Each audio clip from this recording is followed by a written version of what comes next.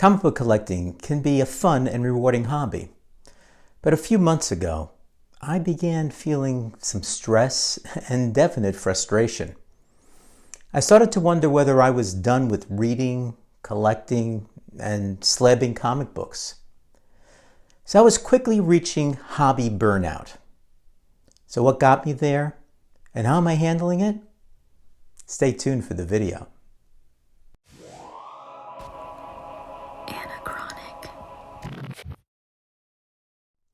So I'm not in my usual spot when I record videos, but this is a more serious subject, so I wanted to be in a place that was a little bit more serious. This is my library, guys. Hi, comic book guys and gals. I'm Joe, and welcome to Anachronic Comics. So let's get serious about a problem that has caused some comic book readers and collectors to leave the hobby: burnout. Now, to be clear, I'm not a speculator, and I'm not addressing individuals who buy and sell comic books. I'm talking about readers and collectors. A few months ago, I was ready to pack it in, end the hobby that I picked up again in 2006, and I've been involved in since that time. I was thoroughly enjoying picking up and reading new comics, hunting for some older ones to fill in a run, and working on this YouTube channel. I looked around and I saw that I was adding books and varying covers that I wasn't even reading. I was falling behind in cataloging my comics, and I wasn't focusing on completing some of my Silver and Bronze Age comic book runs. My closet and basement had comic books piled up. I stopped reading Superman and Batman, although I still bought the comics. I wasn't even reading my two stalwarts, Spider-Man and Justice League, as their storylines, in my view, were not that good. But I was still buying them, as well as variant covers. Now, I'm not a speculator, but I do have comic books from my youth in the 1960s that I would like to send to grading companies, both to preserve and increase their value. But I just didn't have the time or the money to do so. In short, I looked around and felt that the hobby wasn't fun anymore. If you're a comic book collector, you know how hard it can be to keep up with the hobby. There are so many challenges and frustrations that could make you lose your passion and enthusiasm for comics. Now, I don't mean where life gets in the way, like you're going to college or you get married and you might take a break. That's normal and it happens to most of us. I mean getting to the point where you want to leave it all behind. Maybe sell your comics and not look back. For the hobby we all love, it's tough to see this happen to friends, as I have. But when you see it happening to yourself, you should stop and evaluate why, especially if you want to continue in the hobby. Have you been thinking of ending your involvement with the hobby like I have? Well, don't worry, we're not alone. Many comic book collectors have faced burnout at some point in their collecting lives, overcome it, and rekindled their love for comics. Looking at my own situation, I came up with the major reasons for comic book hobby burnout that not only affected me, but others that I saw as well. Now, any one or more of them could cause a reader or collector to question his or her involvement in the hobby. I then came up with rules to follow for myself so as to prevent or overcome burnout. So, what was the reason number one? For me, the overwhelming volume of new releases. Every week, dozens of new titles hit the shelves, making it hard to keep up with all the stories and characters. Now, some hobbyists may feel pressured to buy everything, while others may struggle to find something that interests them. Reason number two, the high costs. Hey, comics aren't cheap anymore. They're not 12 cents. And neither are the supplies needed to properly store and protect them. Factors in the cost of special editions, variant covers, and back issues, and it's no surprise that many collectors find this hobby to be a costly venture. Reason number three, The lack of community. Generally, comic book collecting can be a lonely hobby, especially if you don't have anyone to share your passion with. You may feel isolated or misunderstood by your friends or family. Some of them may not appreciate or respect your hobby. Reason number 4, the time commitment. Reading, sorting, cataloging, and storing comics takes time. Add in the effort to hunt down specific issues or editions, and it's clear that comic book collecting is a hobby that demands significant time investment. And reason number 5, and this may not apply to everyone. If you care about the value of your collection, you may be affected by the speculation bubble. The prices of comic books are often driven by speculation more than intrinsic value, meaning that they can fluctuate wildly depending on the demand and supply of collectors, dealers, and investors. Now, this can make it harder to find or afford the comics you want, or tempt you to sell your collection for profit, or even a loss. So that's a lot to overcome.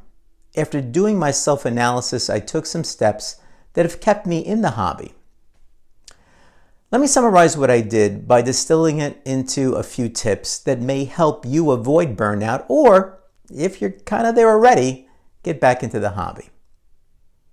First, I took a break and plan on taking more. Sometimes the best thing you can do is to step away from the hobby for a while and focus on other things that make you happy. You don't have to quit comics completely, but you can reduce your consumption and spending and avoid the pressure and stress of keeping up with everything. You might find that after a break, you'll come back with a fresh perspective and renewed interest. Second, I found my comic book collecting niche, which saved me money and time. One of the reasons why I was getting burned out is because I was trying to follow too many titles, genres, publishers, and creators. This can be overwhelming and exhausting, and also expensive and time-consuming. So instead of trying to read everything, you can focus on what you really enjoy and care about. You can find your niche by exploring your favorite characters, stories, themes, styles, or eras. You can also discover new comics that match your preferences and tastes, and avoid the ones that don't. Reducing the number of comics means less of a time commitment and more money for the comics you really want. Third, I changed the way I kept track of and stored my comic books.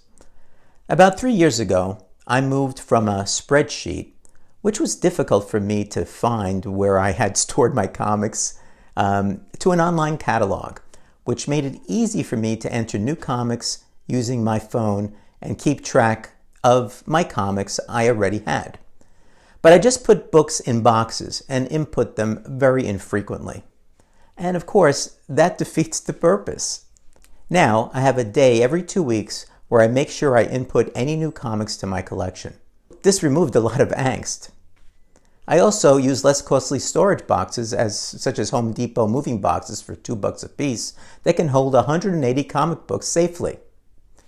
Regarding bags and boards and BCW plastic boxes, when asked what I want for Christmas, my birthday, I ask for these supplies as a gift or a gift certificate to my LCS. That saves me money, and I can use that money to buy comic books. Fourth, I started to mix it up. I had been collecting a few titles for over 15 years, even though I was getting bored and tired of the same old thing. Comics can be repetitive and predictable, especially if you stick to the same format, medium, or genre. But comics can also be diverse and creative, especially if you mix it up and try something different. You can mix it up by reading comics from different countries, cultures, or languages, if that's your dig. You can also read comics in different formats, such as graphic novels, webcomics, or manga. You can also read comics in different genres, such as horror, romance, if that's your thing, or comedy. And don't forget the independent publishers. By diversifying your collection, you may not only avoid getting bored, but also avoid the speculation bubble that I spoke about earlier. Finally, and I think most importantly for me, I became more active in the comic book community. Comics can be a solitary hobby, especially if you don't have anyone to share it with. But it doesn't have to be that way. You can join an online community of like-minded comic book fans who can offer you support, friendship, and fun. You can also find the community offline by visiting local comic book shops, libraries, or events where you can meet other comic book enthusiasts in person. Why not create your own community by inviting your friends or family to join you in reading comics? My YouTube community and a couple of local friends help make the hobby enjoyable for me.